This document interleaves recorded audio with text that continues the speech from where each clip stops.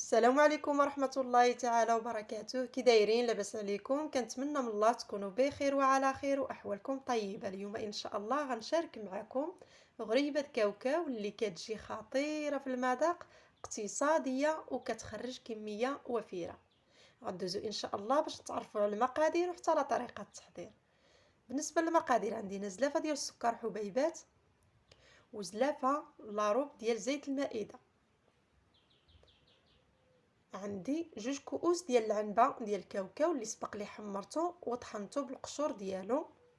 حاولوا ما تلينوش في الطحين بزاف. وعندي 250 غرام ديال الزبده لاذه، واحد رشيشه ديال الملحه، وزوج اكياس ديال الفاني، وزوج اكياس ديال الخمارات الحلويات ما يعادل 16 غرام.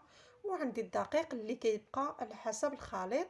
بالنسبه للتزيين عندي هنايا السكر كلاصي سبيسيال، وعندي كاوكاو البلدي، هذا الكاوكاو الاحمر البلدي ما حمرته ما والو.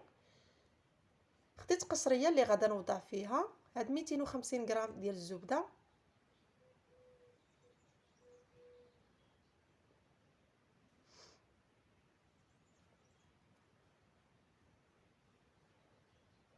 غادا نضيف ليها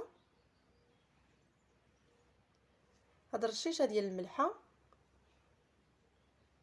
وزلافه ديال السكر حبيبات. بالنسبه زلافه ديال السكر حبيبات القياس ديال كاس العنبه 2 كؤوس ديال العنبه ديال السكر، وزلافه لاروب ديال زيت المائده قياس كاس 2 كؤوس لاروب ديال زيت المائده، يعني كاس عامر وكاس لاروب ديال الزيت.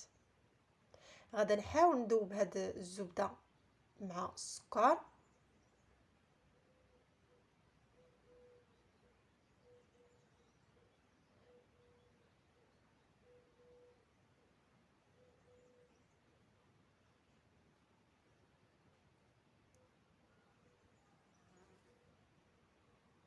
ودابا غادا نضيف هاد الزلافه لاروب ديال زيت المائده كما سبق لي قلت لكم، كاس ديال العنبه ديال الزيت، والكاس الثاني كاس لاروب ديال الزيت. غادا نحاول نخلط هاد الزيت مع الزبده والسكر، نخلطهم مزيان حتى نحصل على شكل كريمي.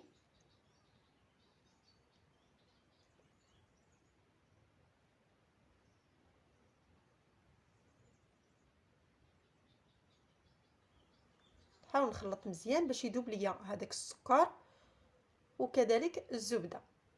هانتوما يعني حصلت على شكل كريمي. دابا غادا نضيف هاد 2 اكياس ديال الفاني.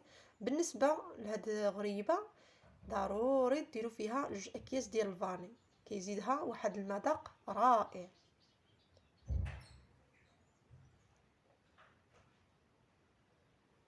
ودابا غادا نضيف هاد 2 كؤوس ديال العنبه ديال الكاوكاو اللي سبق لي حمرته وطحنته بالقشور ديالو. هانتوما في الطحين ديالو ما تطحنوش بزاف تتلينوه، كتخليوه مهرمش شي شويه. غنخلط مزيان.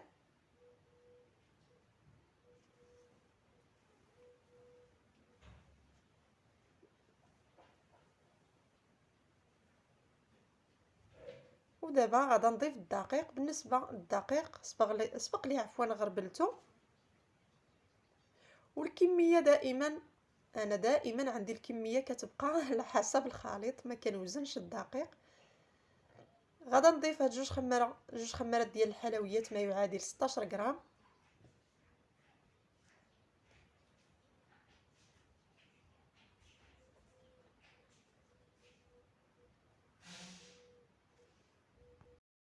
ودابا غادا نبدا نجمع الخليط ديالي.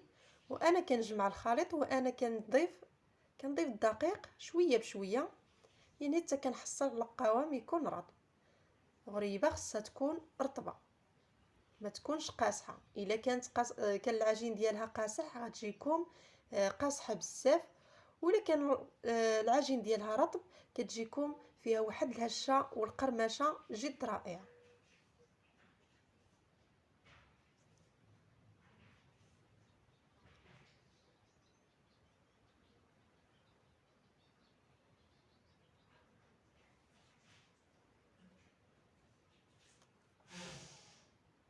من بعد ما جمعت العجين وحصلت على هذا القوام كما كيبان لكم رطب، عندي هنايا السكر كلاصي وعندي كاوكاو للتزيين.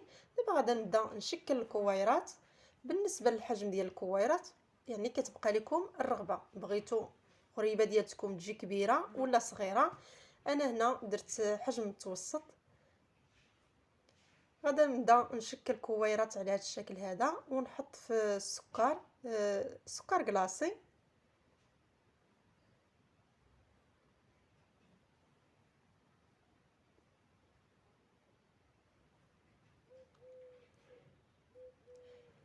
يعني حتى الطريقه ديال التحضير جد سهله، يعني ما فيهاش شي مشاق نهائيا، كتوجد معنا بسرعه هاد غريبه.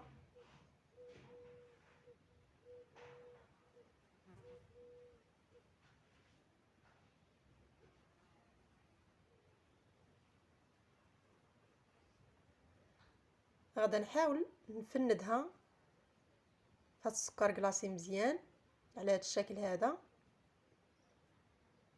وغادا نبدا نهز بالوحده ونولي نكورها على هاد الشكل هذا وندير فوق منها حبه ديال هاد الكاوكاو.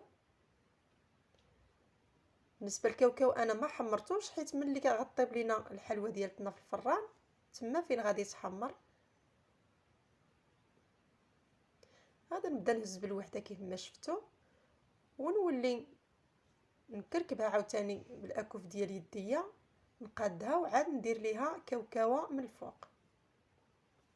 يمكن لكم كذلك تزينوها بالحبات ديال اللوز الا ما كانش عندكم متوفر الكاوكاو.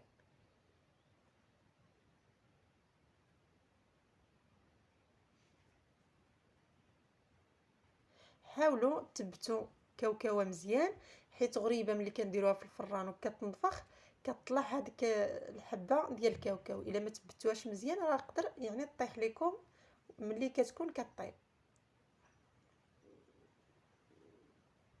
يعني حاولوا تثبتوها مزيان.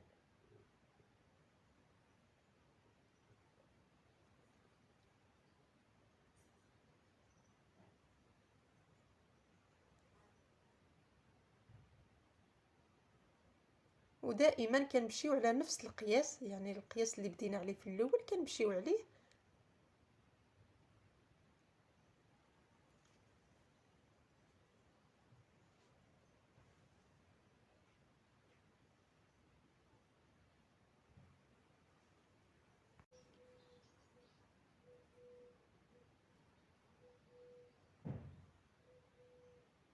غنفند هاد الحبات اللي قاديتهم وغادا نهز كل حبه ونزيد نشكلها بالاكف ديال يدي، وكناخذ حبه ديال الكاوكاو ونحاول نثبتها في الوسط مزيان، نخشيها في الوسط كما سبق لي قلت لكم باش في الطياب ما توليش تطلع وتطيح لينا. بالنسبه للفران انا سبق لي شعلت الفران باش ملي غادا نسالي غريبه ديالتي نعمر الطاوه. غادا ندير الطاوه من التحت حيت انا غادا نطيب الحلوه ديالتي في الفران ديال الغاز. غادا ندير الحلوه من التحت حتى تشق، وضروري نقصوا النار تكون النار مهيله، وملي تشق الحلوه من التحت عاد غادي نطلعوها من الفوق باش تكمل الطياب ديالها. وغادا نستمر على هذا الشكل حتى نسالي الحلوه ديالتي كلها ونخبزها وتشوفوا الشكل النهائي. والشكل النهائي ديال الحلوه ديالتي هو هذا، يعني تبارك الله اقتصاديه وكتخرج لنا واحد الكميه اللي وفيره. نتوما شوفوا كيفاش كتجي تبارك الله، كتجي واخده لينا واحد اللون الذهبي رائع، وكتجي فيها ما بين قرمشه وهشه في نفس الوقت، وحتى في المذاق كتجي خطيره، في المذاق كتجي بنينه بزاف. كنتمنى من الله هذا الفيديو يكون نال الاعجاب ديالكم. السلام عليكم.